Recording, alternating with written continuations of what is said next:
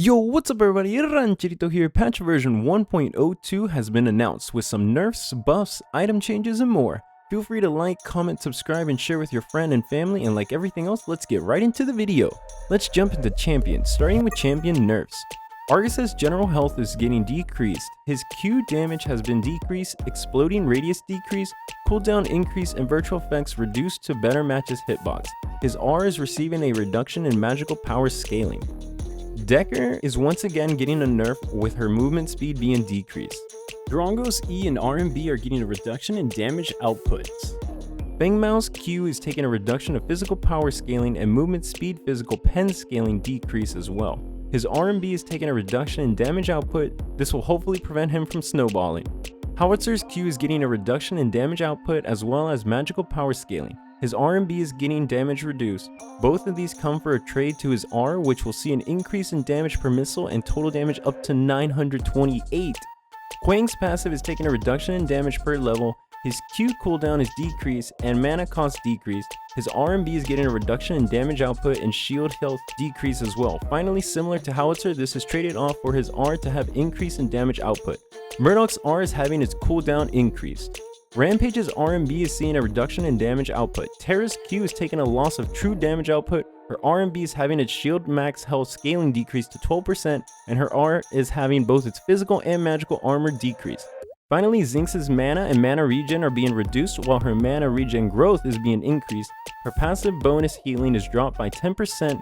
Her E cost is being decreased. The R&B is having its healing magical power scaling decreased, and her R duration is being decreased to 4. Now moving on to champion buffs. Aurora's Q is getting its bonus movement speed increased. Her R&B is getting a cooldown reduction with the trade for reduction of damage output in the late game.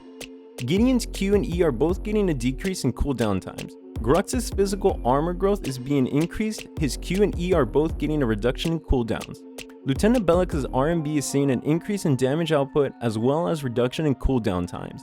Muriel's Q is getting a scaling slow ability that goes up to 50%. This is massive. Maybe I'll come back to Muriel. Her R&B is getting a huge buff from shield increases, shield magical power scaling increased, movement speed increased to 25%, mana cost decreased to 50, and cooldown decreases in the early game. FaZe's physical power and physical power growth are both getting increased. Her healing magical power scaling is getting increased. Her E is having its magical power scaling increased. Then her R is having its DK and movement speed increased to 35%. Richter's E is having a bonus health scaling increase, cooldown decreased as well. Sarah's mana and mana regen are being increased. Her Q is having an increase in damage output. Sevarog's R is getting a reduction in damage with the trade of increased magical power scaling. Shinbi's E is getting both its damage and shield magical power scaling increased. Her R&B is having its damage output increased as well. The Faye mains are going to be super happy. She is getting buffed crazy. In general, her physical armor is being increased with a trade for her mana being decreased. Her passive movement speed increased to 30% with a trade-off of reduction of duration to 3 seconds. Her Q is seeing a reduction in cooldown time. The slow is similar to Muriel, now scaling up to 50%, and mana cost decreased overall. Her E is seeing a change in damage from lower early but higher late game, magical power scaling decrease, and amplification per stack decrease. The duration is increased and max stacks increase. The cost is decreased now to 50 and mana refund decreased by 5. Also, her projectiles now cast and respond better. Her R&B has a reduction in cooldown times, and her R is seeing an increase in magical power scaling. Finally, Twin Blast's passive of bonus attack speed is increased to 40%, and R is seeing an increase in damage per bullet in the early and mid stages. Now let's jump into item changes. Starting with carry items, Nuclear Round's ability haste is increased to 20. Moving to assassin items, Envy's physical pen is decreased, strike duration decreased, and silence duration decreased. Infernum is seeing an increase in max health damage. Malady's parting gift damage is decreased to 20%. Mesmer's physical power is increased to 45 and cooldown increased to 60 seconds.